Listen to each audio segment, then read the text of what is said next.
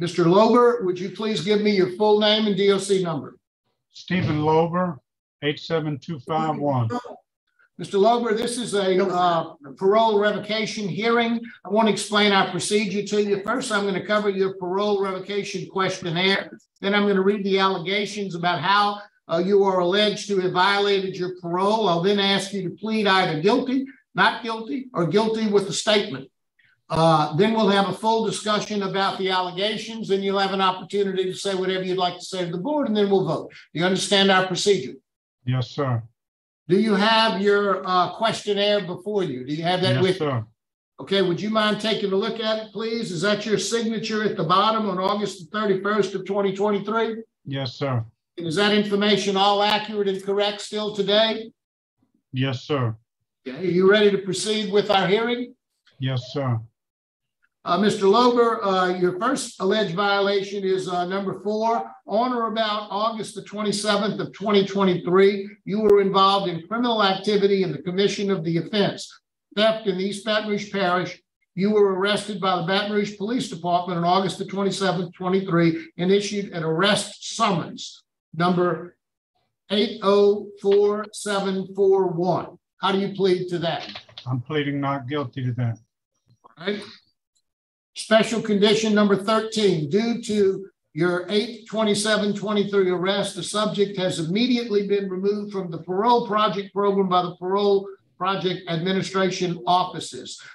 It's alleged that you violated a special condition. How do you plead to that? Not guilty. All right.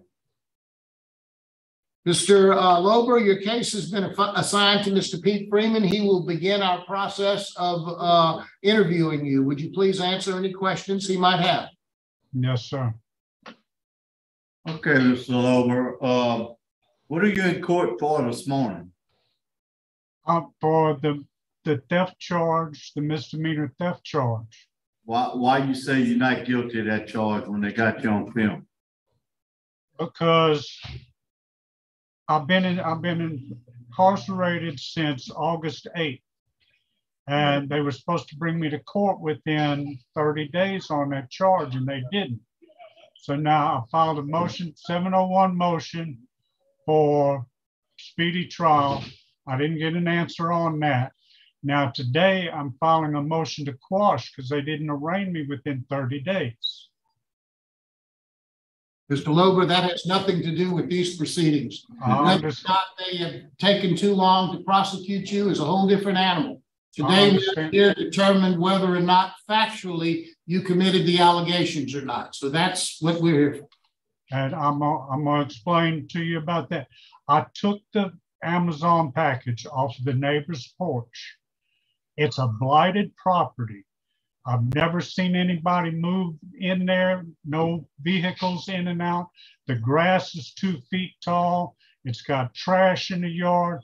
I'm thinking this was abandoned package in front of a blighted property. So I took the package. The package had been rained on. The package had been rained on the day before. The package was there that morning, the day before, that morning, and that evening when I took the package. I opened it to see if there was an that's not yours. Why would you take the package, period? Because it was raining on it. And I didn't think anybody lived there. When the deputies came to your house, you didn't know nothing about it at first. Then you go get the stuff. No, I called the police. The packages were open, correct? I opened the package, yes, sir. Okay, and you're no longer at the parole project, correct? No, sir. Okay. I have no further questions. Anything you'd like to say, Mr. Loeber? Sir? Anything you'd like to say before the panel votes? Yes, sir. Now, this isn't like I went across the street or anything. This is, 30, 40 feet away. I sit out there every evening. I've never seen anybody at this property. No, I've never seen any vehicles in and out of there, no lights on. The people told, when the police officer came, I told him I had the package. I said, here it is, it's intact. I said, I didn't know anybody lived there. he said, I could see why you thought that, you know.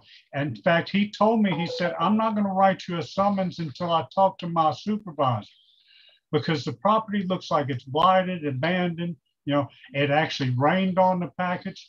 I was trying to give the package to whoever owned it.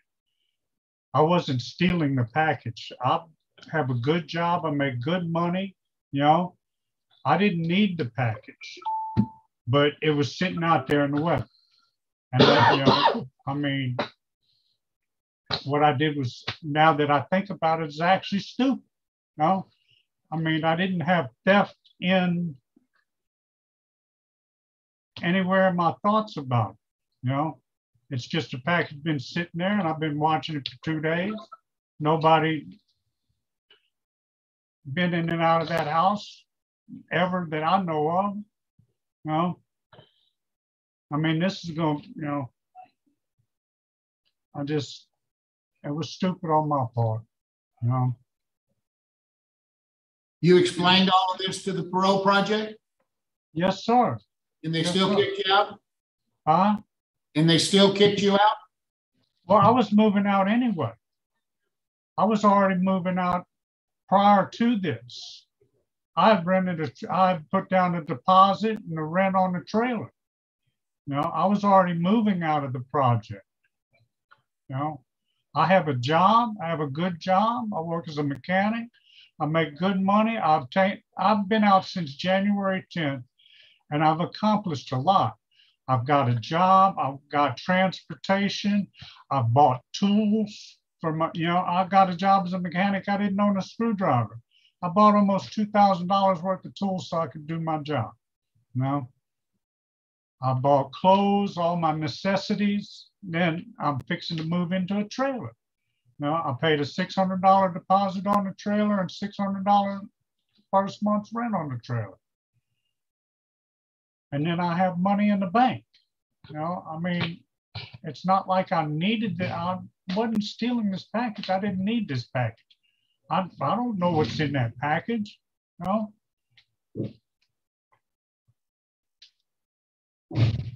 No, and then I opened the package to see if there was an invoice in it, to see if there was a phone number, something to call for whoever did own it. And when there wasn't, I called the police. I called Baton Rouge City Police and told them I had the package. No, I called the police to report the package. Sir, in the report, it indicated that you had taken one of the items in the package and put it in the trash can.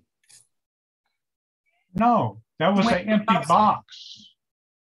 That was an empty box. The package was in 2 boxes. And when I opened it, I took the one box and threw it away and had everything in the one box. You know, because it had stuffing and stuff in it. You know. The apartment that's across the street, isn't it an area where most people come in and out through the back door? And no. that's No, it's a dead end driveway. And we got houses on this side, a driveway, and then houses on that side with the little carports where you park your cars. There was never any cars over there. Okay, good. Because we have the father of the resident there called and was very concerned about it. So someone has been living there for a little over a year. Well, I've never seen anybody. Yeah, it doesn't mean it wasn't. So, and then it looks blighted. Yeah. The grass is 2 foot tall. There's trash all in the yard. There's old car parts in the yard. I didn't know anybody lived there. The video that we saw, it didn't show all that. It did not show all that. Doesn't show that at all. Yeah, it doesn't show what you described. Nice. And yeah, that it's blighted. It doesn't, because she has a camera. You are aware that she has a camera in front of, on her front door. Right. Okay. And it doesn't match what you're saying. The picture we got doesn't match what you're saying. The video also shows that there's a car in that carport. Yeah. There was that night when the police came. No, sir, there was the day you took the package. Yeah, there was a car here. No, not Look at at the the time. video. We're sir. looking at it. Huh? At the time I took the package, you're saying there was a car parked there. Looking at the video right now. Yes, sir. I didn't see a car parked under that carport at the time. Okay. I recommend executive session to discuss confidential matters related to this case. Second. Second. A roll call. Yes. Yes. Yes. Mr. Loeber, we're going to go into executive session to discuss matters of a confidential nature. We're going to pause this hearing momentarily. We'll resume as soon as we finish our executive session. Committee on Parole is called back to order. The time is 8:48. Panel ready to vote? Yes. Mr. Freeman? Okay, Mr. Loeber, quite frankly, you ought to learn to tell the truth. Been doing this for 35 years. You told the truth. I'd have thought about giving you a break since you're back in so much time. But you've done nothing but tell lie after lie after lie. My vote is to revoke. Thank you, Mr. Freeman. Ms. Wise? Mr. Loeber, at the end of the day, you just do not touch other people's property. You can sit there for 5 years. It's other people's property. It's not yours. You could have called the police and said, I noticed this package has been sitting there. What do y'all think I'll do about it? But it's somebody else's property. There are laws against that. So for those reasons, and you admitted in the hearing that you did take the package, something that don't belong to you. And you are in one of the most esteemed programs in the state. So you know right from wrong. My vote is the same for the same reasons. Mr. Loeber, you received 2 votes to revoke. My vote likewise is to revoke. Your parole has been revoked today. Good luck to you. Excuse me. What happens if this charge is dismissed? That's nothing to do with us. This is an entirely separate procedure. Doesn't matter what happens. I'm going back to prison for the rest of my life. Well, because of this. There are consequences for your actions, Mr. Loeber. I got until 2053. Good luck to you, sir.